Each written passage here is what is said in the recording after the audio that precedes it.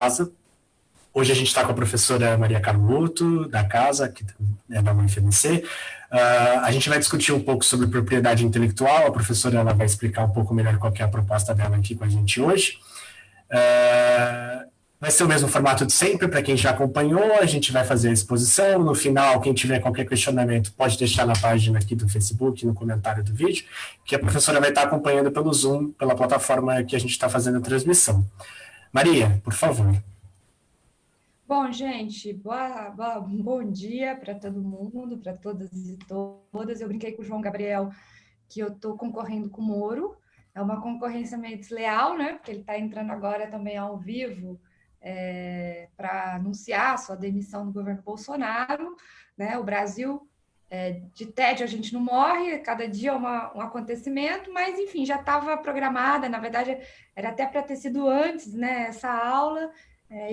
Acabou que teve feriado, várias coisas, e a gente deixou para hoje, então, enfim, concorrendo com o Moro, eu brinquei com o João que vou manter aqui a aula mesmo assim. Vocês vão me informando aí dos últimos acontecimentos da nossa República. Bom, essa aula que eu propus se chama O Combate ao Coronavírus à Luz do Regime Internacional de Propriedade Intelectual. Originalmente tinha um subtítulo, né, que dizia, né, implicações da Declaração de Doha sobre Tríplice Saúde Pública de 2001. No final, ficava muito grande o título, acabamos resumindo, né, reduzindo só para o combate ao coronavírus à luz do regime internacional de propriedade intelectual, e no final foi bom, porque embora eu vá chegar na Declaração de Doha, a aula de hoje é mais sobre a estruturação do regime de propriedade intelectual, a história, né, até a gente chegar na Declaração de Doha, do que exatamente sobre a Declaração de Doha. Então, essa é a primeira observação. A segunda é que a aula de hoje, ela não é bem um resumo, seria forçar muito dizer isso, mas poderia se dizer que um resumo de um curso que eu dou, às vezes eu dou, às vezes o professor José Paulo Guedes dá no Bacharelado de Relações Internacionais, chamado Negociações Internacionais, Propriedade Intelectual e Transferência Tecnológica, NIPIT, né? É uma opção limitada do eixo de globalização produtiva, ciência, tecnologia e inovação. Ou seja, é uma disciplina que os alunos fazem, em geral, no final do curso, né? É uma opção limitada, não é uma obrigatória, mas toda vez que se levantam as opções limitadas que o curso deve, enfim, que os alunos têm interesse em cursar, essa disciplina acaba sempre aparecendo, é uma disciplina que os alunos têm um interesse muito grande, gostam muito, e nesse primeiro quadrimestre de 2020 eu estava ofertando essa disciplina quando as aulas foram suspensas, tá?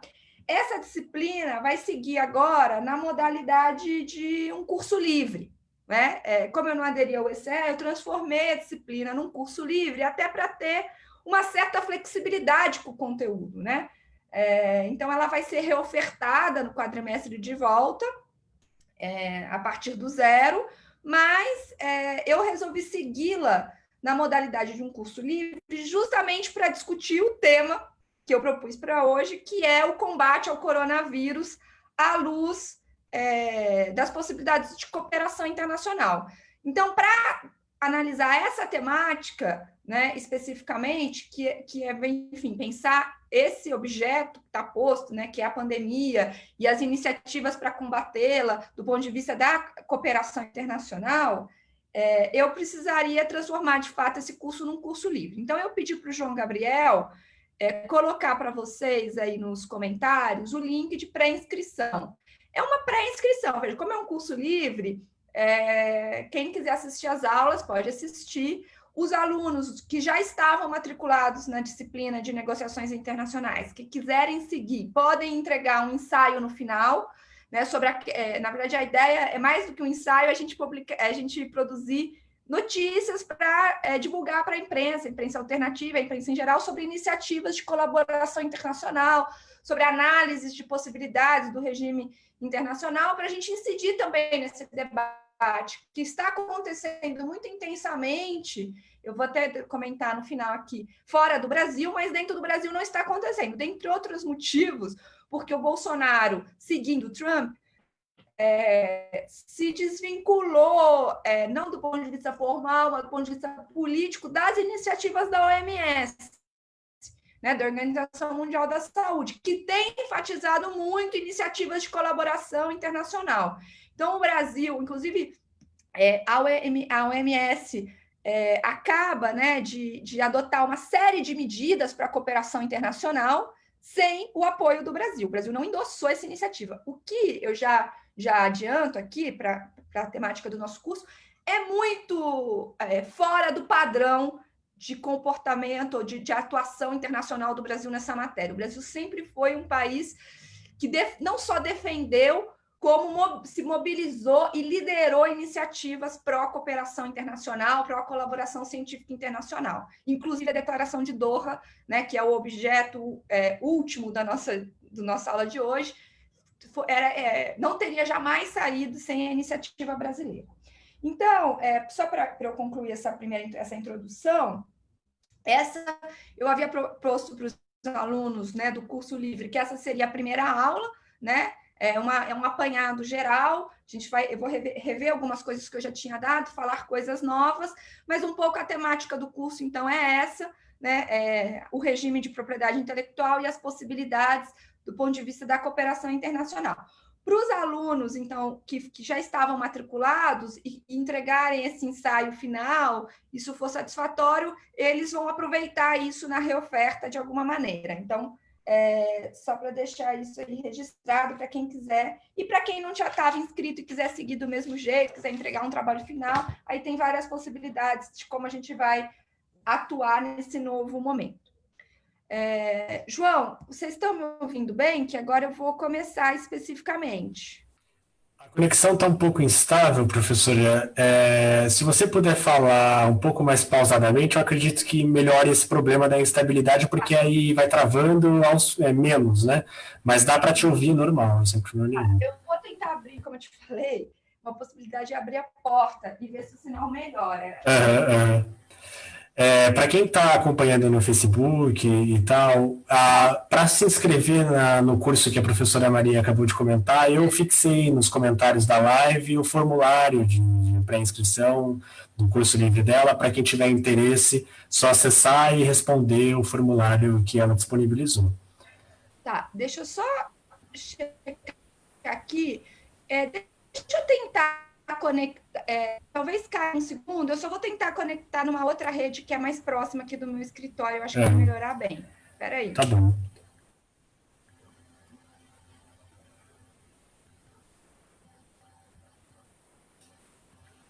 João, tá me ouvindo?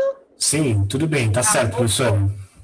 Não, então, é porque eu acho que com essa rede aqui do meu extensor, eu consigo, eu acho que a internet vai funcionar melhor. Uhum. Então, eu posso começar? Você me autoriza? Pode ser, tá certo, tá certo. Tá, então vamos lá.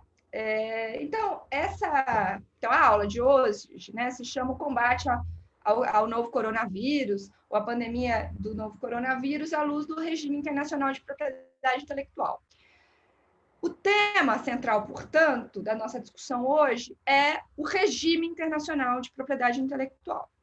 Existe todo um debate na teoria de RI, de relações internacionais, de economia política internacional, de sociologia das relações internacionais, sobre o conceito de regime internacional. Tá? No nosso curso, na opção limitada, existe um módulo que a gente discute essas teorias. Eu não vou entrar nisso aqui, eventualmente nos comentários posso falar um pouco, né, sobre, enfim, como é que se concebe teoricamente a construção desse regime, tá? E o que é exatamente um regime, se esse é o conceito mais adequado. Eu, por hora aqui, vou dizer que um regime internacional, ele é o conjunto das regras internacionais, inclusive as regras de como, as regras que normatizam, como essas regras devem ser internalizadas pelos países, que normatizam uma determinada matéria, né? Então, tem o regime internacional de direitos humanos, o regime internacional de segurança, o regime internacional de propriedade intelectual. Há um consenso na literatura, né, sobre a história dos regimes de propriedade intelectual, que eles surgem no final do século XIX, né, num desdobramento do capitalismo industrial, né, ou seja, no surgimento do capitalismo industrial do século XIX, a partir de 2 acordos internacionais. Você está me ouvindo bem, João? Normal, professora, está perfeito, pode continuar. Então, o regime internacional de propriedade intelectual ele surge no final do século XIX, a partir de 2 acordos internacionais. A Convenção de Paris sobre Propriedade Industrial, de 1883, e a Convenção de Berna sobre Direito Autoral, de 1886. No curso de negociações internacionais, propriedade intelectual e transferência tecnológica, a gente tem um módulo inteiro para discutir as diferentes formas jurídicas de propriedade intelectual, porque é um tema complexo, né? Então, a propriedade industrial, ela tem no seu centro as patentes de invenção, né? Elas normatizam outras coisas também, como marcas, desenho industrial, obtenção geográfica, né, que é a indicação de origem, mas o coração são as patentes e, particularmente, as patentes de invenção. O Brasil tem também uma modalidade, o Brasil e outros países, né, uma modalidade mais simples de patente, que é a patente de modelo de utilidade, mas isso é uma diferença que é irrelevante para nós aqui hoje, tá? Mas só para deixar frisado, que a propriedade industrial tem no seu centro as patentes de invenção. Uma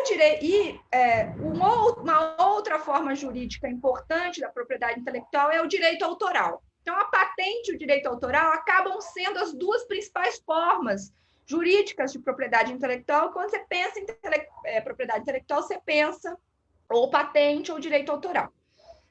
Uma das consequências do acordo TRIPS, que a gente vai discutir hoje, ou seja, que é enfim, que é do segundo regime de propriedade intelectual, eu vou já falar sobre isso, é a emergência de uma terceira forma, que são o que a gente chama de UPOV, ou cultivares, que é a proteção de plantas, tá? Mas isso eu vou comentar mais para frente. Mas, originalmente, o regime de propriedade intelectual estava ancorado na normatização das patentes de invenção e do direito autoral.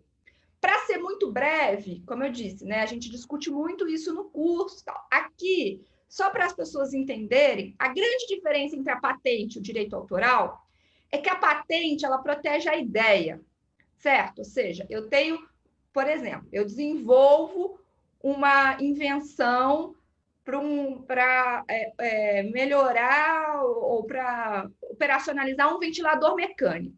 Então, eu tenho lá uma pecinha do ventilador mecânico. Essa ideia é protegida pela patente, certo? Então, a patente, se eu for usar aquela ideia para fins comerciais e aquilo for protegido por patente, eu tenho que pagar royalty, eu preciso de autorização e assim por diante. A ideia é protegida. O direito autoral, ele protege a expressão específica da ideia. Então, você imagina que eu vou descrever num artigo científico o que é aquela pecinha, como é que ela funciona, papapá. Essa expressão específica está protegida por direito autoral. Eu não posso pegar aquele texto, publicar com o meu nome, porque eu estou infringindo o direito autoral, estou incorrendo no que a gente chama de plágio, né? Agora, o direito autoral não protege a ideia. Se eu ler um artigo científico e entender como funciona aquela ideia e quiser aplicar, eu estou livre para fazer isso. Então, o direito autoral, por isso que ele é muito mais um direito artístico, né? Embora seja um pouco impreciso isso, porque ele também protege qualquer forma, inclusive formas científicas de expressão, né, de ideias, enfim. Mas, só para ser bem simples, a patente protege a ideia e o direito autoral protege a expressão da ideia. O direito autoral, portanto, é muito mais permissivo, né? E é por isso que toda a comunicação científica, ou toda, talvez esteja, mas grande parte da comunicação científica até hoje circula sobre a forma de direito autoral, né? Sobre textos. Porque justamente é um espaço de grande, que é uma forma jurídica que permite muito mais a colaboração do que a patente, que normatiza usos. Depois a gente pode voltar nisso. Bom, antes dessas duas convenções, né, ou seja, antes da emergência do regime internacional de propriedade intelectual, existiam, obviamente, regras nacionais de regulação da propriedade intelectual. Então, para vocês terem uma ideia, né? Então, assim, o que eu quero dizer com isso? Os países que não necessariamente países na forma moderna, né? Mas as cidades-estados, os estados nacionais em ascensão, eles normatizavam propriedade intelectual em alguma medida. Tá? Só que com uma enorme variabilidade de regras e tudo mais. Então, só para vocês terem uma ideia, né, a primeira lei de patentes, de propriedade industrial, que não tinha esse nome, era uma lei de patentes, ela é de Veneza, de 1474. Tá? Depois, a Inglaterra, pós-Revolução Gloriosa, vai instituir uma lei de copyright, de direito de cópia, e de propriedade industrial. Os Estados Unidos, na sua Constituição fundante, também reconhece os direitos de propriedade intelectual, patentes e direito autoral, com um detalhe que existe uma enorme discussão entre os constitucionalistas norte-americanos se a propriedade intelectual deveria ou não ser reconhecida pela Constituição norte-americana. E esse debate é um dos mais importantes até hoje para a discussão sobre a legitimidade e sobre limites e exceções da propriedade intelectual. A França, pós-Revolução Francesa, reconhece o direito à propriedade intelectual na Declaração dos Direitos do Homem. Né? Então, tem... enfim, vocês verem como os países, os Estados-nações modernos, né, pós-revoluções do século XVIII, XIX, eles vão reconhecendo a propriedade intelectual nas suas constituições, nas suas legislações. O Brasil, na sua primeira Constituição, de 1824, o Brasil já pós-1808, né, depois da vinda da família real, lança uma lei de propriedade industrial, mas, enfim, ainda como na condição de vice-reino. O Brasil mesmo, como Estado Nacional, reconhece já na sua primeira Constituição, de 1824, a propriedade privada sobre invenções. Então, para vocês verem que existia, antes do final do século XIX, tá, legislações nacionais de propriedade intelectual. Mas elas eram muito diferentes entre si, elas não tinham qualquer patamar de nada, né, de tempo, de validade, do que é, do que não é, do que é considerado. Era, enfim, soluções nacionais para essa grande questão da propriedade intelectual, ou seja, propriedade sobre invenções, sobre criações do espírito, como se chama na nossa lei, né, de propriedade, de direito autoral, né? O direito autoral protege as criações do espírito. Bom, dito isso, essas legislações nacionais, elas não só eram muito variáveis entre si, como, principalmente para os estados nacionais que se industrializavam no século XIX, com destaque para os Estados Unidos e para a Alemanha, a propriedade intelectual, e particularmente aí a patente de invenção, ela era usada como um instrumento de internalização de tecnologia. Então, basicamente, você não reconhecia nenhuma patente para estrangeiros ou para não residentes. Mais para não residentes do que exatamente para estrangeiros, eu já vou explicar. Então, o que acontecia? Você tinha uma invenção importante, por exemplo, no século XIX, por exemplo, da máquina a vapor, determinadas, como, né, um motor de combustão interna, por exemplo, enfim, aquela era uma tecnologia que todos concorriam para dominar. Então, o que você fazia? você concedia o direito de monopólio no seu território, certo? Para um residente. Veja que não era exatamente um nacional, né? Alguém natural do país. Poderia ser um estrangeiro que viesse de outro país com aquela tecnologia, certo? E se tornasse residente do país e passasse a explorar durante 20 anos. Ele tinha um monopólio por 20 anos e, em contrapartida, ele internalizava aquela tecnologia. Então, basicamente, era as leis até a Convenção de Paris e Berna, elas protegiam residentes no país. Inclusive, ou seja, não se reconhecia nenhuma patente de não residente. Essa era mais ou menos a regra, para você internalizar a tecnologia. Então, até hoje, a nomenclatura, né, nas leis, na discussão de propriedade intelectual, não é nacionais e estrangeiros, são residentes e não residentes. Porque mesmo, como eu falei, um alemão que se dispusesse a ir para os Estados Unidos levando uma tecnologia, ele ganhava o direito de explorar por 20 anos. Inclusive, isso era incentivado, né? E ele se tornava residente nos Estados Unidos e passava a explorar a tecnologia e, em consequência, aquela tecnologia era internalizada pela indústria norte-americana. Não sei se eu me fiz claro. Então, se um não residente, né, por exemplo, um alemão, residente na Alemanha, quisesse patentear nos Estados Unidos para importar com exclusividade, não era autorizado. É por isso que o Chang, lá no Chutando a Escada, eu sempre conto para os meus alunos, o Chang começou estudando legislação de propriedade intelectual. E o Chutando a Escada é justamente isso, né? Ou seja, aquilo se usou muito a legislação de propriedade intelectual para internalizar a tecnologia e depois isso foi proibido. E foi proibido justamente nas convenções, e particularmente na Convenção de Paris, mas também na Convenção de Berna. Por quê? Porque a Convenção de Paris, de 1883, ela é um acordo multilateral, vários países assinam, o Brasil é signatário original da Convenção de Paris e da Convenção de Berna, e o que ela define? O princípio da não discriminação. Eu posso fazer o que eu quiser com a minha lei de propriedade intelectual, mas os mesmos direitos que eu conceder para um residente, eu sou obrigado a conceder também para um não residente. Então, esse primeiro regime de propriedade intelectual que surge no final do século XIX, ele surge ancorado nisso que depois vai ser chamado de tratamento nacional, né? Ou seja, o princípio da não discriminação entre residentes e não residentes. Veja, até houve, na Convenção de Paris e Berna, alguma normatização ou alguma padronização de regras.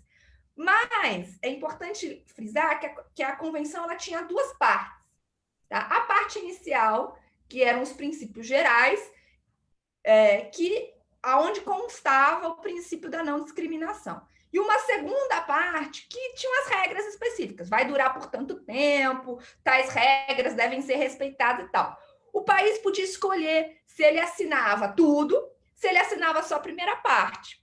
Então, na prática, isso é que eu quero frisar, esse primeiro regime tinha na sua essência o princípio da não discriminação. É a única regra que deveria valer para todos os signatários. Mas, no mais, era uma enorme variabilidade, certo? Os países podiam, digamos, definir as legislações que quisessem. O que eles não podiam era discriminar residentes e não residentes. Essa primeira convenção, essas duas primeiras convenções, né, a Convenção de Paris e de Berna, elas foram revistas várias vezes, mas esses princípios gerais não se alteraram. Tá? Se tentou expandir, normatizar um pouco mais, mas na prática se manteve basicamente esse princípio, né, de que a única regra que não podia ser transgredida era a regra da não discriminação entre residentes e não residentes. Que, vejam, não é pouca coisa. E é por isso que a gente considera esse o primeiro regime, tá? O primeiro regime de propriedade intelectual.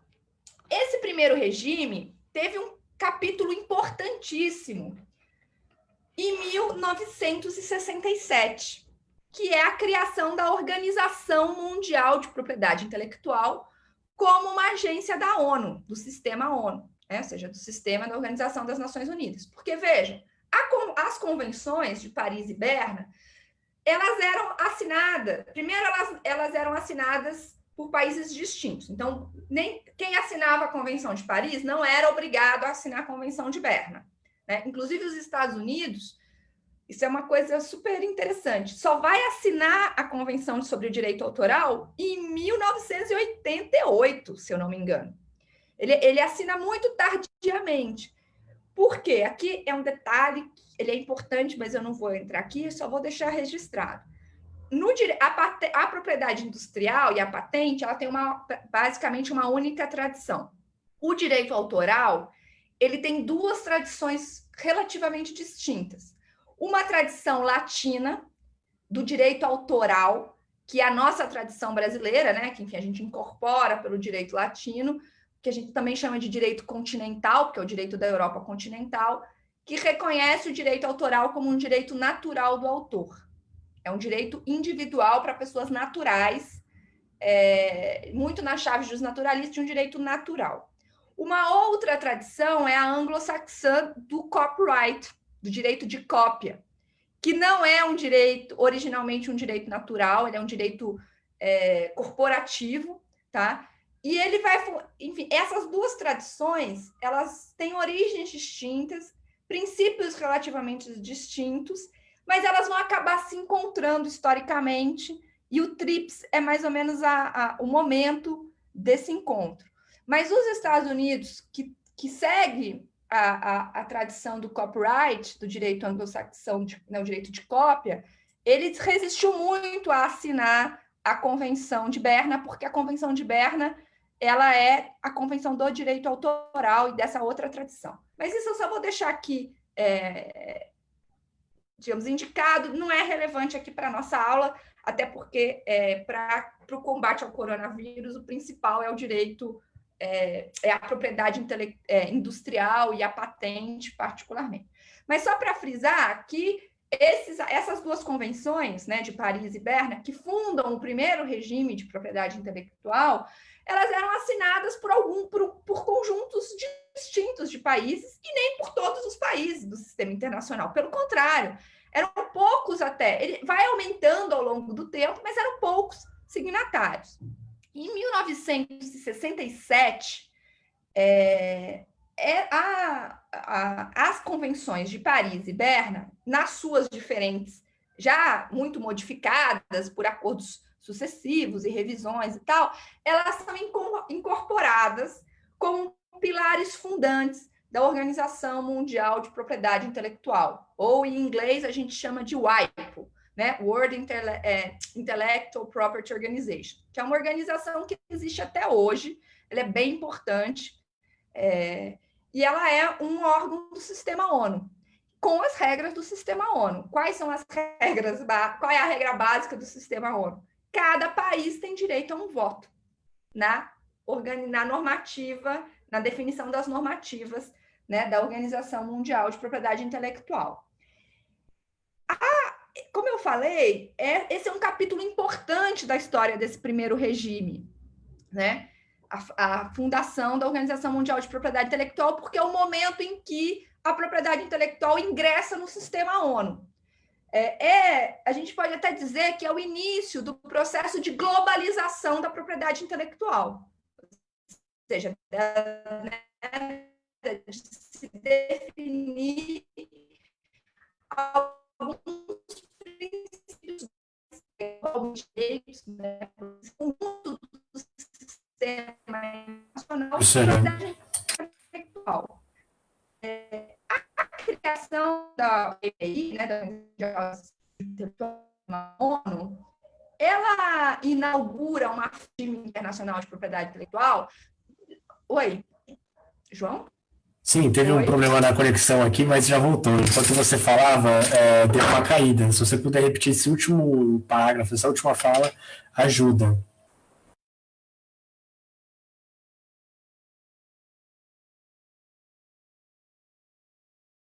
Oi, João? Voltou. Tinha caído, mas dessa vez não foi uma quedinha, não. Tropeçou e ficou no chão mesmo. A internet desabou de vez, mas já voltou, eu acho. Já tá bem, já tá bem. Pois é, isso acontece de vez em quando. Você tá. Aonde eu parei? Aonde parou de ser transmitido? Você estava discutindo sobre a importância da organização e tudo mais. Tá, deixa eu ver se eu abro a porta aqui e melhora um pouco.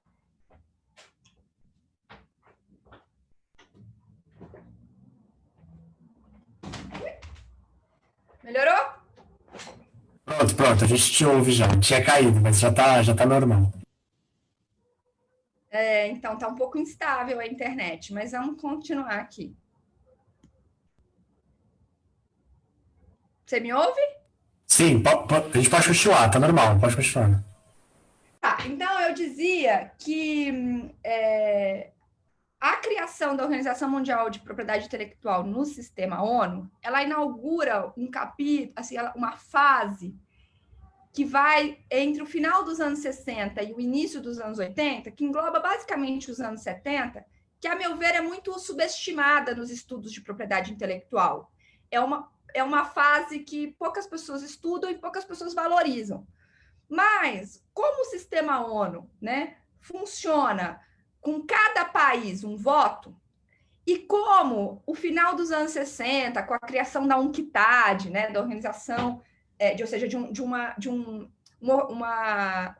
uma tentativa de reorganizar o comércio internacional de modo a que ele seja mais equânime entre os países, e porque os anos 70 marca um esforço de industrialização, né, de países do sul global, entre aspas, né, com destaque para o Brasil, para o México e para a Índia, esses anos 70, eles vão, se a gente acompanhar o que acontece no âmbito da Organização Mundial de Propriedade Intelectual, é uma pressão desses países por uma flexibilização do regime que já era relativamente flexível.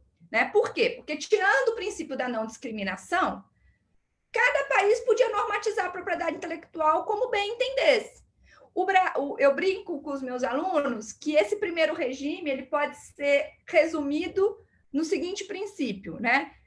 Há níveis distintos de desenvolvimento, podem corresponder legislações distintas de propriedade intelectual, salvo o princípio da não discriminação, que, não, como eu disse, não é qualquer coisa, porque significa que se eu der 20 anos para alguém residente no Brasil, eu preciso dar 20 anos para um não residente. Né? Inclusive, quem estuda propriedade intelectual sabe que existe um índice que a gente usa muito, um índice de dependência tecnológica. E o índice, basicamente, compara o número de patentes de residentes com o número de patentes de não residentes. Quanto maior a proporção de patentes de não residentes, maior a dependência tecnológica daquele país. Não é um índice perfeito, mas é um índice bastante usado, né? Que a gente, enfim, usa muito só para indicar que esse primeiro regime ele era flexível, mas também não era uma flexibilidade extrema, né? Que possibilitasse eu discriminar a minha indústria nacional de tecnologia a tal ponto, né, que eu pudesse incorporar tecnologia de uma maneira mais sistemática. Tá? Mas os anos 70 vão assistir uma pressão desses países, né, com destaque para o Brasil e para a Índia. Guardem essa informação, porque ela é muito importante. Né? O Brasil e a Índia vão pressionar a OMPI, a Organização Mundial de Propriedade Intelectual, para flexibilizar regras.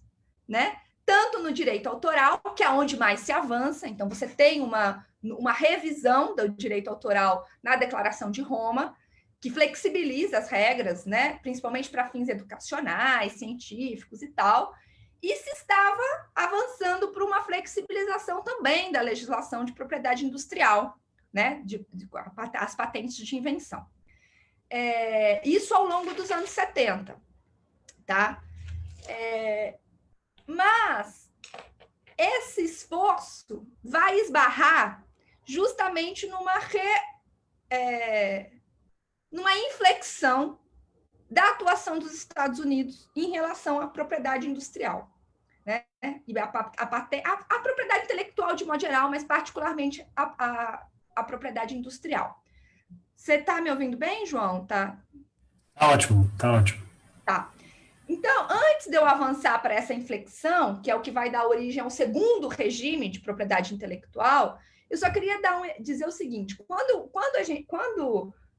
a OMPI incorporou a Convenção de Paris e Berna com as suas revisões na normativa do sistema ONU, isso teve inflexão, isso teve reflexo nas legislações nacionais. Então, para vocês terem uma ideia, o Brasil aprova em 1971, portanto, 4 anos, né, depois da entrada, da fundação da Organização Mundial de Propriedade Intelectual, o seu Código de Propriedade Industrial, que é o famoso Código de Propriedade Industrial de 71.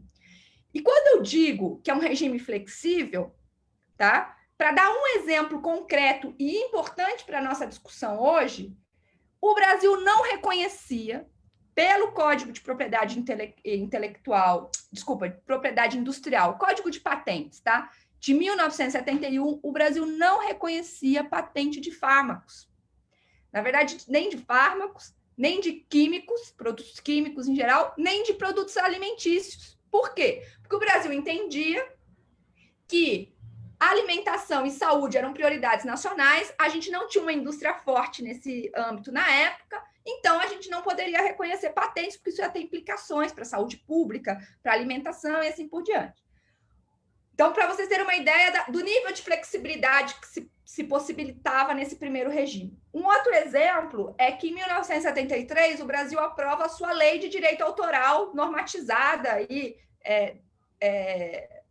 a partir da criação da OMPI. Vejam, o Brasil já tinha lei de propriedade leis de propriedade intelectual, seja de propriedade industrial, seja de direito autoral, antes disso. E elas já eram normatizadas segundo a Convenção de Paris e Berna, tá? Mas eu não vou aqui entrar no detalhe, mas a criação do OMPI exige algumas mudanças pontuais, e o Brasil, então, aprova essas duas leis, né? A de 71, de propriedade industrial, e de 1973, de direito autoral. A lei de 73, de direito autoral, autorizava a cópia integral de obras enfim, protegidas por direito autoral, livros, artigos, música, enfim, para fins educacionais. Então, o que significa isso? Que para fins educacionais eu poderia copiar integralmente um livro sem problema nenhum. Não feria o direito autoral, porque era uma autorização possível dentro desse primeiro regime de propriedade intelectual, tá? Eu não vou, enfim, entrar muito em detalhes, mas só para vocês terem uma ideia do que, quando eu falo que é um regime flexível, é desse tipo de flexibilidade que eu estou falando. Você podia excluir setores, você podia estabelecer exceções às regras dentro de uma margem muito ampla de manobra, digamos assim, tá? Então, como eu disse, os anos 70 marcam uma pressão dos países em desenvolvimento, liderados pelo Brasil e pela Índia, pela flexibilização das leis de propriedade intelectual.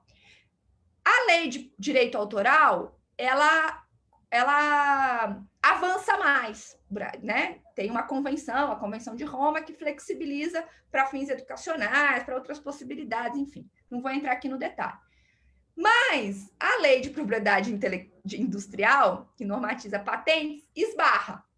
Por quê? Porque no final dos anos 70, os Estados Unidos já estavam na contramão desse movimento. Ou seja, ele já pressionava a Organização Mundial de Propriedade Intelectual não para flexibilizar, mas para endurecer as regras de propriedade intelectual. E dois temas eram particularmente sensíveis para os Estados Unidos. Software, que, né, enfim, havia surgido aí nos anos 70 toda uma indústria de software, que na legislação geral é protegido por direito autoral, porque software é uma linguagem, é uma escrita, então ele estaria protegido por direito autoral, e os Estados Unidos queria proteger por patente, porque a patente, né, como eu disse no começo, ela protege a ideia, ela é muito mais inflexível. Então ele pressiona o sistema internacional nesse sentido, e perde. Outra pressão que ele começa a exercer é para o patenteamento de genes. né? Particularmente genes de plantas. E também ele perde no âmbito da Organização Mundial de Propriedade Intelectual. Então, o que é relevante é que entre o final dos anos 70 e o começo dos anos 80, havia um embate muito forte entre países em desenvolvimento, particularmente Brasil e Índia, pela flexibilização, então, o embate, perdão, entre os países em desenvolvimento, liderados pelo Brasil e a Índia, e os países desenvolvidos, liderados pelos Estados Unidos, pela organização do sistema de propriedade intelectual, ou regime de propriedade intelectual. Os países em desenvolvimento exigindo mais flexibilidades e os países desenvolvidos exigindo mais regras, né? Menos margem de manobra, mais regras mais rígidas, tá? Então, esse embate vai se dar originalmente no âmbito da Organização Mundial de Propriedade Intelectual, mas ele rapidamente se desloca por ação dos Estados Unidos, que já vinha perdendo nesse espaço, para o sistema de comércio. E aí, particularmente, o GATT, que a partir de 1986, vai negociar na rodada do Uruguai a criação da Organização Mundial de Comércio, a OMC. E o que os Estados Unidos faz? Ele leva essa matéria de propriedade intelectual para a discussão de comércio. No nosso curso lá, a gente discute muito que mecanismos os Estados Unidos usou para fazer esse forum shift, que a gente chama, né? Essa mudança de fórum, como é que ele pressionou os países, como é que ele venceu resistências. Eu não vou entrar nesse detalhe aqui, senão a aula vai ficar muito longa. Mas o detalhe é que o âmbito do GATT, da rodada do Uruguai, ele era muito mais favorável para os Estados Unidos, porque ali as decisões não são tomadas por cada país um voto. Em tese, elas são tomadas por consenso. E nessa formação de consenso, os países, né, do G4, eles vão ganhando, ou seja, você vai negociando por núcleos. Então, as decisões chegam muito mais prontas na rodada final de negociação. O Brasil e a Índia resistiram muito à entrada da propriedade intelectual na negociação da OMC, né, da Organização Mundial de Comércio, mas acabaram perdendo e acabaram cedendo à pressão, e a rodada do Uruguai se conclui em 1994, né, com o TRIPS, que é a sigla em inglês, né, para Trade Related Intellectual Property Aspect. Então, o tratado para os aspectos da propriedade intelectual relacionados ao comércio. Na prática, ela é um novo acordo de propriedade intelectual que normatiza todos os aspectos, não só os relacionados ao comércio, tá? Mas a rodada do Uruguai termina com o TRIPS sendo aprovado como um dos acordos fundantes da OMC, sendo que a OMC funciona no esquema take one, take all, ou seja, quer entrar no OMC, tem que levar todos os acordos junto. Não pode escolher, esse eu não assino, aquele eu não assino. Você tem que levar tudo. Então, os países que entraram na OMC nesse momento, que basicamente são praticamente todos os países quase do sistema internacional, com uma exceção fundamental, a China, que só vai entrar no OMC muito mais na frente. Então, teve tempo de aproveitar todas as brechas, né, que a não adesão ao TRIPS imediata possibilitava. Então, assim, só para frisar, então, os países entraram no OMC, em tese, aqui eu também não vou entrar muito, né? Alô? Ouvindo, professor. João, está me ouvindo? Ouvindo. Uhum. Tá. Será que faltou alguma parte? Não, tá normal. É que a sua imagem está congelada para mim. A sua internet não deve estar muito estável, mas o áudio está normal. Tá. Então, só para eu voltar aqui rapidinho, eu também não vou entrar aqui no mérito, mas assim, os países eles tinham o TRIPS, ele entra em vigor em 1º de janeiro de 1995. pelas regras do acordo, os países tinham 10 anos para adaptar suas legislações. O Brasil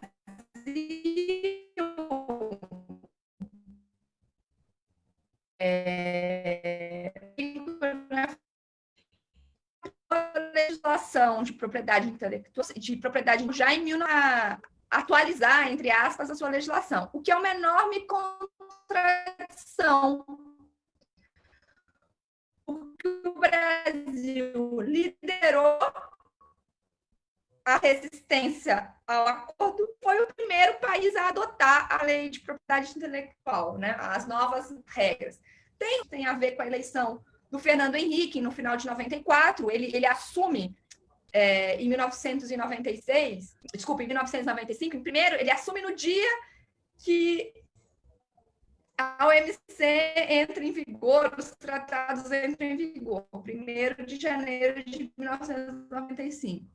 E ele assume, já no seu discurso de posse, ele diz que a modernização das leis de propriedade intelectual seria uma das legislações mais importantes de propriedade intelectual do Brasil, a Lei de Propriedade Industrial de 96, a Lei de Direito Autoral.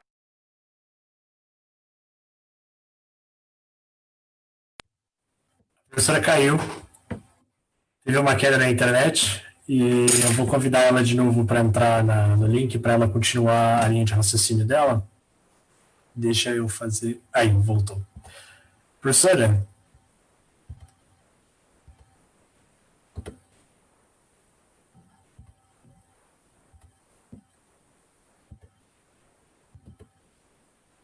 Voltei. Professora, caiu, já voltou. Oi. Voltaste? Tá difícil. Porque tá. Tem muita gente assistindo um monte. A internet inteira tá horrível. A internet inteira tá horrível. Eu só não. Isso, agora eu consigo ver você. Tá, acho que tá indo. Deixa eu ver se eu consigo, de repente, rotear a internet do celular. Será que é bom? Não sei, pode ser.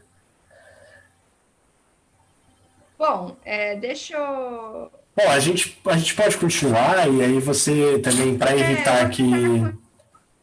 evitar que fique muito ruim, a internet fique caindo, você pode encaminhar para uma exposição final e aí depois a gente faz uma continuação. Eu já estou terminando, então. Então, eu já tô, me falta só mais uns minutinhos. Então, mas eu dizia que os países tinham 10 anos para se adaptar ao TRIPS, né?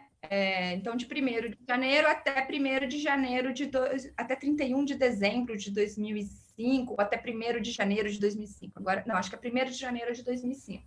Mas o Brasil foi um dos primeiros países, né? Então, um pouco pela indicação política do Fernando Henrique, e, de fato, as 3 principais leis de propriedade intelectual do Brasil, a Lei de Propriedade Industrial de 96, a Lei de Cultivares de 97 e a Lei de Direito Autoral de 98, elas foram aprovadas durante o primeiro mandato do Fernando Henrique, tá? Mas o que importa aqui para a aula de hoje, para a discussão que eu quero fazer, é que a entrada em vigor do TRIPS marca o segundo regime de propriedade intelectual, o segundo regime internacional de propriedade intelectual, que a gente chama de regime global ou regime harmonizado de propriedade intelectual. Por quê?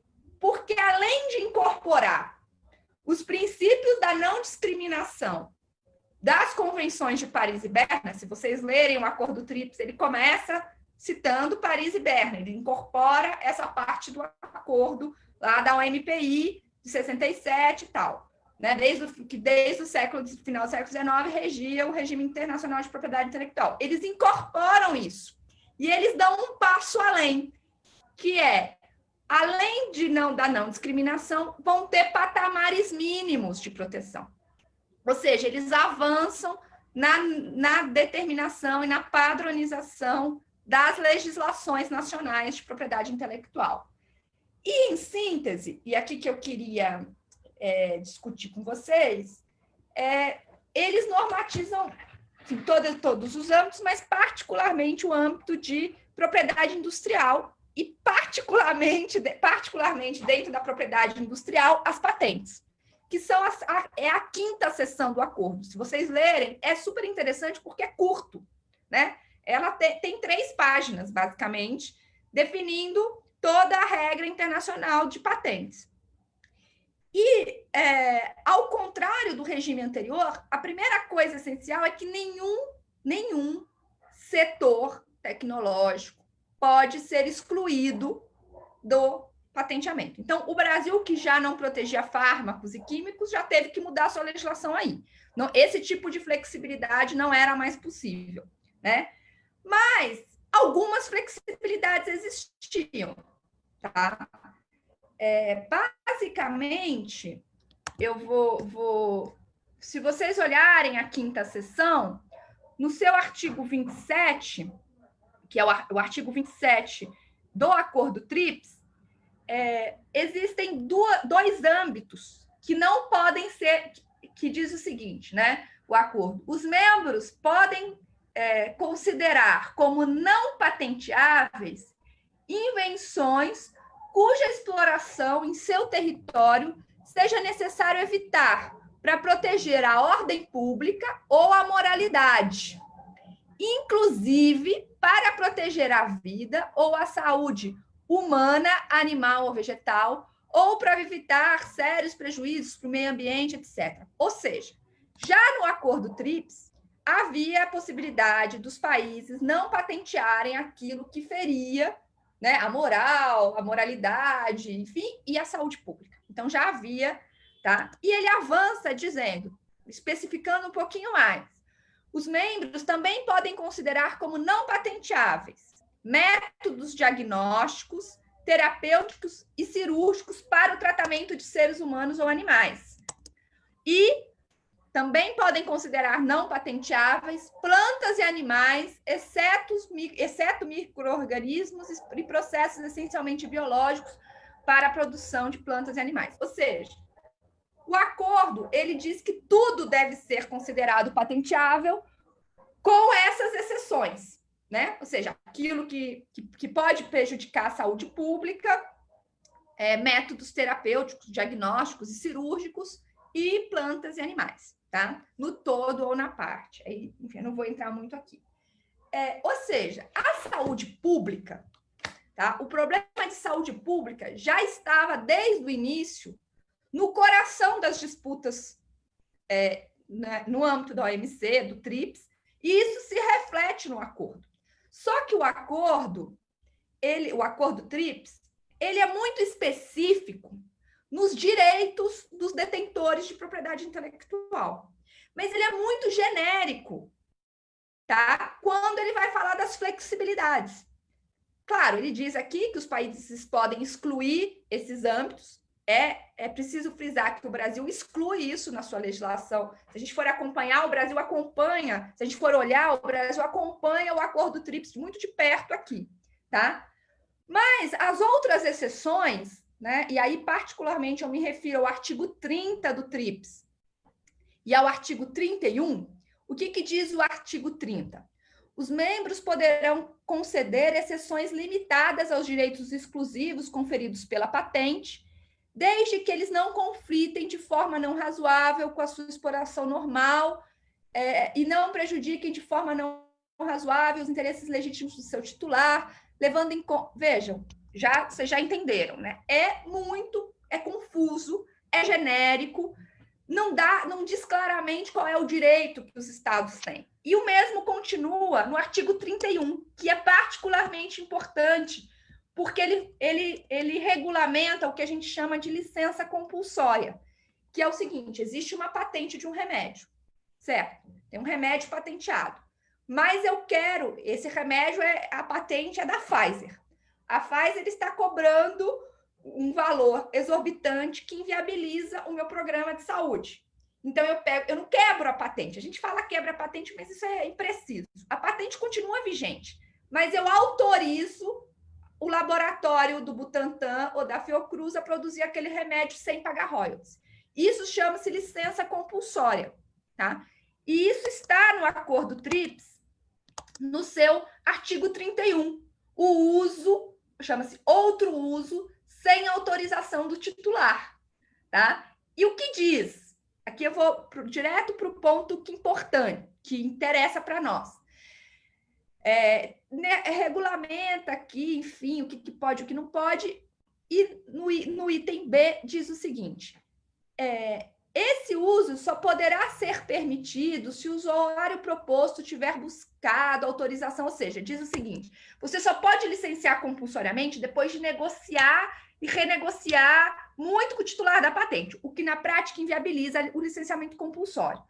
Só que o acordo diz o seguinte: essa condição pode ser dispensada por um membro em caso de emergência nacional ou outras circunstâncias de extrema urgência ou em casos de uso não público não comercial. Que ele diz o seguinte: para o licenciamento compulsório, eu não preciso seguir todas essas etapas que na prática inviabilizam o licenciamento compulsório se eu estiver numa situação de extrema urgência. Bom, entre 1995, que é quando o acordo entra em vigor, e 2001, existem um conjunto de embates no sistema internacional por conta dos medicamentos para uma outra pandemia global da época, viral, também como a pandemia de Covid-19, uma pandemia viral, que é a pandemia do HIV/AIDS.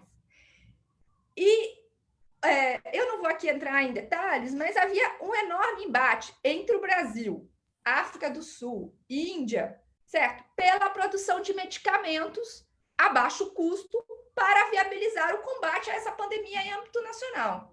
E os Estados Unidos, e aí particularmente a Pfizer, né, mas outras empresas farmacêuticas também, vão pressionar esses países dizendo que o TRIPS, porque eles ameaçam com licenciamento compulsório. O Brasil cria, em 1999, um procedimento único no mundo e super interessante, de que só pode ser concedidas patentes pelo Escritório Nacional se a Anvisa autorizar.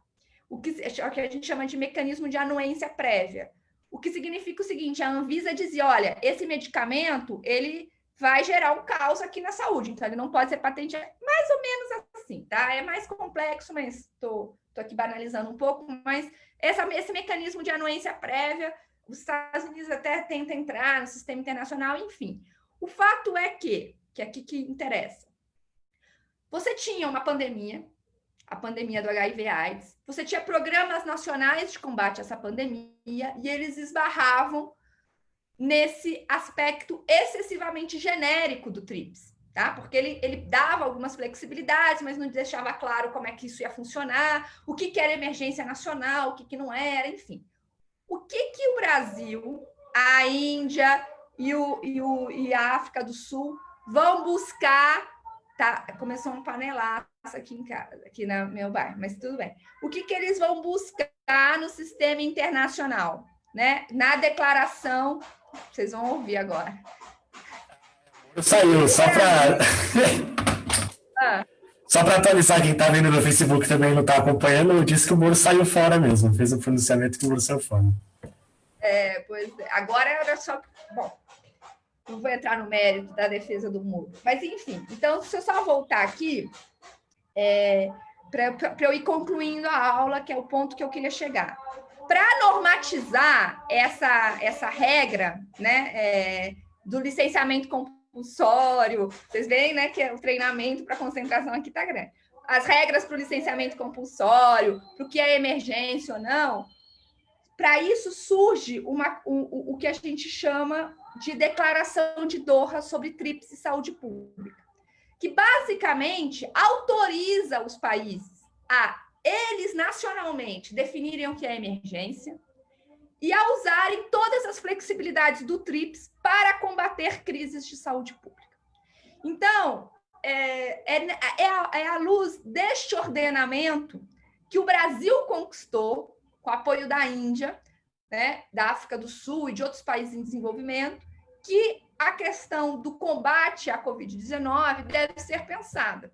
Tá? O sistema internacional de propriedade intelectual, ele gera, sim, muitas limitações, mas ele não limita a ponto de inviabilizar qualquer ação neste momento de combate à pandemia, porque o Brasil declara emergência e, a partir daí, pode usar um conjunto de flexibilidades que o sistema deixa à disposição desses países.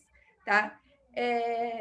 Para encerrar mesmo, queria só dizer, acho que uma coisa importante é que de nada adianta você ter todas essas flexibilidades se você não tem capacidade técnica interna para produzir esses medicamentos, quebrar patentes, né, entre aspas, ou seja, licenciar compulsoriamente.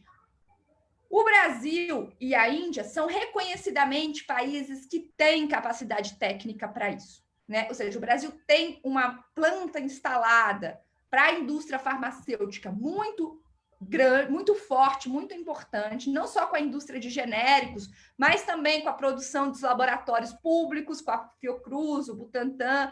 Para vocês terem uma ideia, eu estava lendo ontem um painel do New York Times sobre o combate à Covid, e eles falam que uma das possibilidades, né, caso uma vacina seja descoberta rapidamente, você vai precisar de bilhões de doses, né, para que ela tenha efetividade. E aí eles, nesse painel, dizem, bom, os Estados Unidos sozinho e a China não vão conseguir produzir em tempo hábil esses bilhões de doses de vacina.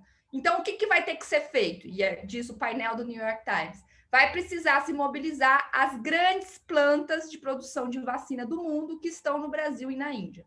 Então, o Brasil, a Índia, a Alemanha, a China, os Estados Unidos, têm capacidade técnica para, uma vez compartilhado esse conhecimento, enfrentar essa pandemia, né, com a produção de vacinas, medicamentos, com, enfim, a implantação disso em sistemas organizados de saúde. Basicamente era isso, assim, era frisar as autorizações, assim, a história do regime de propriedade intelectual, o quanto ele foi, de fato, se recrudescendo para limitar a margem de ação dos países, mas esse recrudescimento não é a ponto de, sobretudo depois da declaração de Doha, impedir políticas autônomas de saúde e de combate a emergências nessa área. Acho que era isso, basicamente. Não sei se, enfim, foi um pouco complexo, né? Porque caiu a internet, tem panelaço e tal, mas basicamente é isso. Não, foi ótimo, professora. Obrigado mesmo.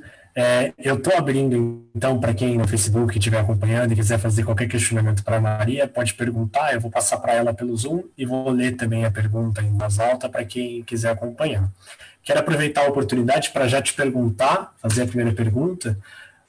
Professora, passou desapercebido, mas durante essa quarentena houve um conflito entre a Alemanha e os Estados Unidos, porque os Estados Unidos queria correr atrás de uma possível patente da vacina contra o Covid-19 e a Alemanha enfrentou esse posicionamento da gestão do Donald Trump, falando que não era possível, porque patentear uma vacina é incabível, já que a vacina é um bem público, internacional, enfim.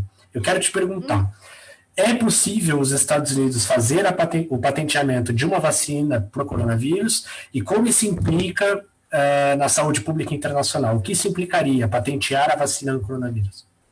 Então, João, essa é uma excelente pergunta. Primeiro é o seguinte, os Estados Unidos, a gente brinca, né, que você tem a regra internacional, né, a gente brinca, são clusters de regras. Você tem as regras internacionais e você tem os Estados Unidos. Porque, veja, os Estados Unidos, ele sempre avançou mais do que a lei permite, tá? Então, vou dar um exemplo. Não é que avançou mais do que a lei permite, mas ele só vou dar um exemplo, né? Então, a lei diz, o TRIPS, eu disse aqui em algum momento, que ele não autoriza o patenteamento de plantas. Bom, os Estados Unidos autorizam o patenteamento de plantas, não tem problema nenhum, pelo contrário. Diz que software pode ser patenteado, mas deve ser regido por direito autoral. Os Estados Unidos patenteiam software e está tudo certo. Então, assim, o que eu estou querendo dizer é que os Estados Unidos, ele pressiona o sistema internacional por regras, mas ele tem uma carreira solo. Né? Um outro exemplo, só para frisar, a lei, eu disse que os Estados Unidos só foi aderir à Lei Internacional de Direito Autoral em 88. Por quê? Porque a lei diz que só pessoas naturais Ou seja, pessoas naturais, eu, você, Diego, só pessoas naturais podem ser proprietárias de direito autoral. Elas podem conceder esse direito, transferir para uma indústria, ou para uma empresa, ou para uma corporação, mas originalmente é ela que detém, porque é um direito natural, tá? Da pessoa humana. Os Estados Unidos, não, ele sempre autorizou o direito autoral de corporações, como a Disney, por exemplo. E para direito corporativo, a duração é muito maior do que o TRIPS. Então, para você ter uma ideia, o TRIPS diz que o direito autoral vale por 50 anos depois de 1º de janeiro da morte do autor. Isso é o direito patrimonial. O direito moral é eterno, né? Platão é autor da República até hoje, mesmo que ele não tenha mais nenhum direito patrimonial, nunca teve, na verdade, sobre isso. Mas, assim, o direito moral ele é eterno. O direito patrimonial dura 50 anos. Nos Estados Unidos, dura 120 anos. Então, assim, é muito maior do que a legislação. Então, assim, tudo isso para dizer que os Estados Unidos têm uma carreira solo, né, no âmbito da propriedade intelectual. Ele não dá a menos, mas ele dá muito a mais do que a lei internacional exige. Agora, o que a lei diz? Né? O que o TRIPS diz? Que é patenteável qualquer invenção que cumpra os 3 requisitos. Né? O requisito da novidade, da atividade inventiva, não pode ser uma descoberta, tá? Então, tem que ter um trabalho, digamos assim, de invenção. No caso da vacina, é uma novidade, tem trabalho e tem que ter aplicação industrial. Tá? Assim, claro, os países definem o que é cada uma dessas coisas, tá? Os Estados Unidos têm a definição mais ampla possível para possibilitar o patenteamento do maior número de coisas possíveis. Ou seja, certamente uma vacina cumpre os 3 requisitos e certamente poderia ser patenteada, sim, pelos Estados Unidos. Isso não é... Eu acho que isso não é a briga da Alemanha com os Estados Unidos, é mais, digamos, no âmbito político-moral, porque do ponto de vista jurídico, os Estados Unidos pode sim patentear uma vacina. Porém, é por isso que eu fiz questão de discutir aqui a declaração de Doha. Porém, se os Estados Unidos patentear uma vacina para o Covid, o que vai acontecer? Os países, Brasil, Alemanha, enfim, vão declarar emergência e vão licenciar compulsoriamente.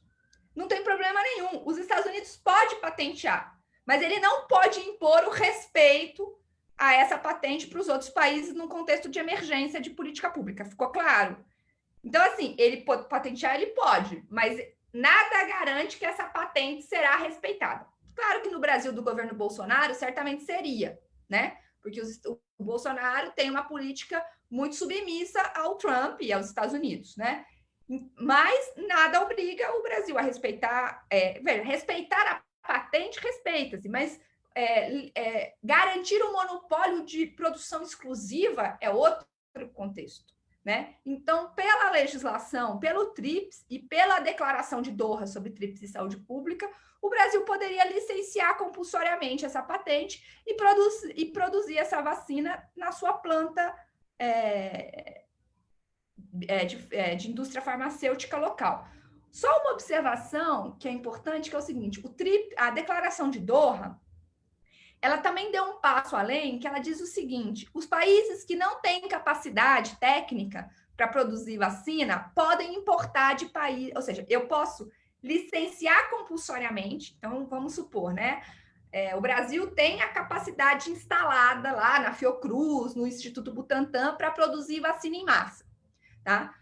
O que pode acontecer? Um país da África, por exemplo, a África do Sul, que não tem essa planta, ela pode licenciar compulsoriamente e importar do Brasil. Isso também é permitido. Você não precisa ter a capacidade instalada no seu próprio país para licenciar compulsoriamente, tá? Você pode licenciar para um terceiro país produzir para você, e isso é autorizado pela Declaração de Doha, justamente porque o objetivo é combater as pandemias, e particularmente as pandemias virais, que são as mais agressivas até agora, né? Pelo menos no passado recente. Entendi. É um conflito muito interessante e passou bem rápido. Eu tinha lido algumas chamadas sobre esse conflito entre os Estados Unidos e a Alemanha e eu me interessei. Essa aula é justamente sobre isso, foi muito bacana para tirar essa dúvida da cabeça. Pode fazer lá o curso livre, escrever um artigo e publicar na internet. Muito bom, muito bom, muito bom mesmo. Aliás, para lembrar, quem está acompanhando, tem o link do curso livre da professora Maria para fazer a inscrição. Quem tiver interesse, por favor, acessar e responder um formulário do Google Docs. Maria, tem mais uma pergunta, e aí a gente já pode finalizar a gravação e a live, enfim. Eu falei com o autor da pergunta, ele me deu a liberdade para reformular um pouco, porque está muito específica, mas o núcleo da pergunta é muito bom. Com relação ao terceiro setor, e ele está perguntando como funciona para as ONGs fazerem patentes e quais os direitos de uma ONG em cima de um patenteamento. Não, na verdade, a patente ela é para qualquer CNPJ ou CPF, vamos dizer assim, tá? O titular da patente pode ser uma universidade, pode ser uma ONG, pode ser uma empresa, pode ser o inventor privado, tá? É até interessante, porque diferente do direito autoral, que o criador é o detentor natural do direito, né? Então, eu escrevi um poema. Eu sou a detentora natural. Eu posso conceder a exploração comercial para uma editora, mas eu sou a detentora natural do direito. Na patente não é assim. A patente, ela tem o titular da patente e ela tem o inventor, que são figuras distintas. Eles podem ser o mesmo. O titular pode ser o inventor, mas não é necessário que seja assim, tá? No caso de uma universidade, por exemplo, o inventor pode ser um pesquisador e o titular da patente é a universidade que o contrata, né? Se você está em dedicação exclusiva, enfim. Não vem aqui é um detalhe, mas só para frisar que na patente, justamente porque se chama propriedade industrial, né? Não é o direito autoral, o direito do autor, é uma propriedade industrial. Em tese, ela é uma propriedade da indústria.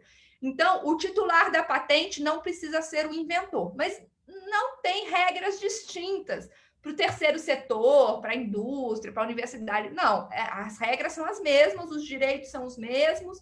Então, uma ONG pode, sim, deter uma patente sem problema nenhum, né? Tem que cumprir os requisitos, tem que solicitar no Escritório Nacional, o Instituto Nacional de Propriedade Industrial, e vale as mesmas regras. E essa patente, então, da ONG, ela vai estar sob a jurisdição do país onde está sediada a ONG. Isso é super importante, essa sua pergunta. Porque essa pergunta sua me permite esclarecer uma coisa fundamental.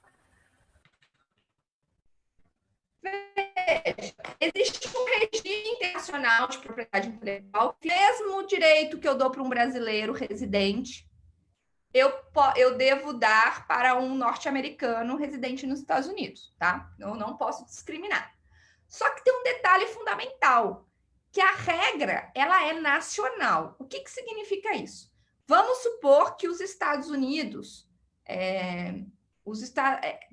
porque tem, enfim, mas vamos supor que os Estados Unidos faça a patente da vacina do Covid-19, tá? Ele vai entrar, inicialmente, provavelmente, no escritório norte-americano de marcas e patentes. A gente chama de USPTO. United States Trademark Office, enfim. Ele vai entrar no escritório norte-americano e aí ele provavelmente vai entrar dentro de um sistema que a gente chama de PCT, que é uma patente internacional. O que significa isso? Significa que ele tem um tempo de, se não me engano, são 18 meses, que ele pode entrar em qualquer escritório nacional. Tá? Então, ele pode entrar no escritório brasileiro, ele pode entrar no escritório chinês, ele pode entrar no escritório alemão, né? Melhor dizendo, no escritório europeu. Tá? Ele pode entrar em todos esses escritórios com privilégio, porque ele já depositou. Então, todo mundo é obrigado a reconhecer que ele tem direito a essa patente, tá claro? Mas é o seguinte, se ele não entrar no escritório brasileiro, essa patente não tem vigência no Brasil. A vigência não é internacional, a vigência é nacional. O escritório brasileiro de patentes tem que pegar e analisar, ver se de acordo com os requisitos que ele reconhece, tá? aquela patente pode ser concedida no Brasil ou não. Por quê? Porque a definição do que é novidade, do que é originalidade, do que é atividade inventiva e do que é aplicação industrial é de garantia, ou é é prerrogativa do país. Ele que os Estados Unidos tentou avançar na definição de parâmetros para isso, mas ele não conseguiu. Então, o país é que vai avaliar. Olha, isso aqui cumpre, segundo os meus critérios, os 3 critérios gerais. E no caso brasileiro, tem um a mais, que é a anuência prévia, que o Temer, olha como as coisas são, né? Que o Temer desobrigou numa normativa, enfim, a Anvisa dá anuência prévia. Mas, em tese, além de tudo, no caso de medicamentos, e vacina entraria aí, a Anvisa teria que olhar e falar assim, eu autorizo ou não? Não autorizo porque eu estou vivendo uma emergência de Covid-19, isso aí não, entendeu? Enfim, mas mesmo que não tenha todas essas etapas, e mesmo que os Estados Unidos entre no escritório brasileiro e ganhe a patente da vacina, o Brasil pode licenciar compulsoriamente porque é uma emergência de saúde pública. Né? Lembrando, você pode considerar não patenteável métodos terapêuticos, diagnósticos e também aquilo que fere a saúde pública. Então, o Escritório Nacional poderia não conceder a patente, porque entende que fere esses requisitos, e mesmo se conceder, o Brasil podia licenciar compulsoriamente. Então, no âmbito da saúde, tem uma margem de manobra muito grande para você explorar. Mas, óbvio, né? Eu tenho que estar disposto politicamente a enfrentar essa batalha no sistema internacional, porque vai haver pressão dos Estados Unidos, né? As empresas farmacêuticas vão incidir de diferentes maneiras na pressão bilateral e tal. Então, assim, você tem que ter disposição política de enfrentar esse poder comercial norte-americano. O Brasil até hoje teve, né? Talvez a partir do governo Temer isso mudou, mas se a gente for considerar os 2 governos Fernando Henrique, os 2 governos Lula e os 2 governos Dilma, digamos assim, isso é algo que a gente pode dizer que é um contínuo. Embora o Fernando Henrique, como eu falei, foi mais realista que o rei e adotou uma legislação que, em várias medidas, não explora todas as possibilidades do TRIPS, a partir de 99, principalmente, o Brasil começa... e aí, o ministro da Saúde, na época do José Serra, né? O José Serra vai liderar um processo internacional que vai resultar na Declaração de Doha. O Celso Amorim também teve um papel na época, ele até comenta, né, isso bastante nos livros dele e tal, toda essa negociação, porque ele era o representante do Brasil na OMC. Então, tem aí toda uma atuação brasileira que é uma atuação de Estado, não é uma atuação de governo. Né? Ela se altera a partir do governo Temer e drasticamente a partir do governo Bolsonaro. Mas não era a prerrogativa do PT, do PSDB, de um ou de outro. Era uma linha, desde o Itamar, pelo menos, era uma linha contínua de explorar todas as possibilidades para estabelecer uma política consequente de saúde. Entendi. Obrigado, Maria. Não tem nenhuma inscrição, a gente vai aproveitar para finalizar também a gravação. Quero agradecer você por ter disposto o seu tempo e tudo mais, apesar de todos os problemas com conexão, foi perfeito, foi ótimo, deu tudo certo. Quero lembrar para quem está assistindo também que vai ficar gravada a live na página do Facebook, eu estou passando, posteriormente vou passar a live pro e-mail da professora Maria, ela vai poder compartilhar internamente com os alunos dela, enfim. Não se esqueçam de se inscrever no curso livre dela, o formulário está disponível nos comentários. E é isso, o espaço é seu, professora, se quiser fazer qualquer agradecimento, enfim. Então, eu queria agradecer o João, que conseguiu me ajudar aqui com essa tecnologia, apesar do curso de transferência tecnológica, tem toda uma questão... Não, mas nem é problema de dominar a tecnologia, né? Que a tecnologia, às vezes, ela é indominável mesmo. Ela é indomável. Mas, enfim, queria agradecer ao João, queria agradecer muito ao Diego e à Cristine, né? Aí na coordenação do BRI, por esse espaço, né? Acho que a gente definiu lá na nossa plenária que a gente ia criar um espaço para discutir com vocês algumas questões. Agora estamos todos em casa, mas a universidade continua funcionando a todo vapor, né?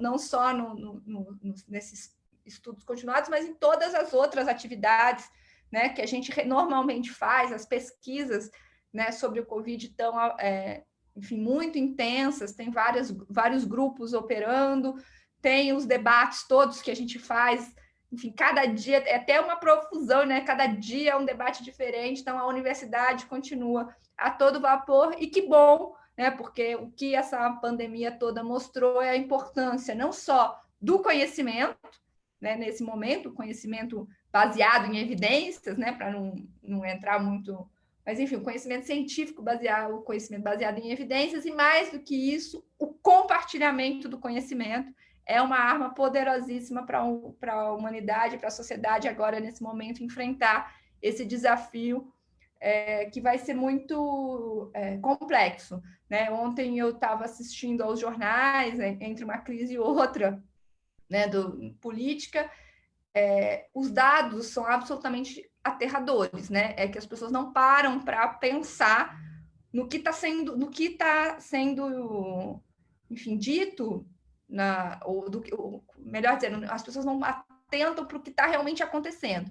Mas São Paulo, já praticamente no sistema público, vai viver o esgotamento das vagas ainda essa semana.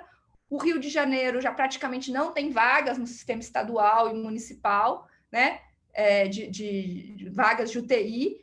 Manaus, as pessoas estão morrendo na porta dos hospitais. Isso já está acontecendo. Isso não é, né, uma previsão abstrata, né? Isso já está acontecendo e, infelizmente, a tônica da discussão no país é flexibilizar regras de distanciamento social, de isolamento social, quando, na verdade, a gente devia estar avançando, né, para políticas efetivas de lockdown, que só podem acontecer com políticas muito consequentes de transferência de renda, de garantia de direitos trabalhistas, sociais, para a população mais vulnerável, que é quem já está sofrendo as consequências dessa pandemia. Isso aí. Obrigado, Maria. Boa tarde para todo mundo, bom almoço. E a gente se vê na próxima aí. Acompanhem, sigam a página do BRI da UFLC também, que a gente vai estar compartilhando os próximos eventos, os próximos vídeos, as próximas lives. Obrigado, pessoal. Obrigado, Maria. Tchau, João. Obrigada.